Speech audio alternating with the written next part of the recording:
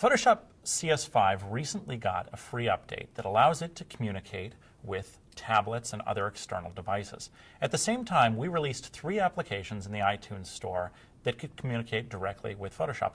One of them is a painting application.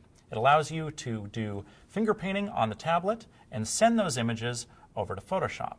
Russell Brown came up with a great tutorial that allows you to really change the look of a portrait.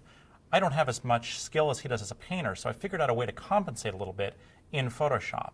And what I do is I take a normal image, and then I come into HDR toning, which is a new feature in CS5, and I just bump the detail a bit and the saturation. And what I'm left with is a much punchier image. It looks almost cartoon-like. It's got this very ethereal look to it. And then what we're going to do is take our tablet and go to Easel, our painting application. The trick here is that we want to start off with a big brush and a lighter color, and the opacity will govern how much we can see the photograph. So if it's a thinner brush, we'll be able to see more of the photo. So we want a pretty thin brush, and we're just going to paint all over the image there, and then we're going to build up to a slightly darker color. Let's go with a reddish color, and make it a little darker on the edge. What we're eventually looking to get here is sort of a border around the image. A little darker on the edge, a little lighter on the middle, with a lot of texture. Each different color and opacity is going to change the texture. Let's add another color, slightly different size, slightly different opacity, gradually building the edges darker here. And let's do one more. Let's make that a black and make that smaller, a little bit darker, and this will be the extreme edge of the image. When we're pleased with what we've got, we choose to transmit that to Photoshop.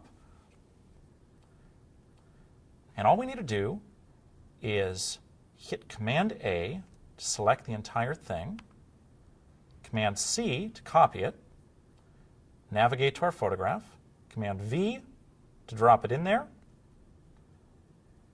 and then Command T to transform it. And what we're going to do is just go ahead and transform that until it fits the image. We can hold the Shift key to constrain the proportions.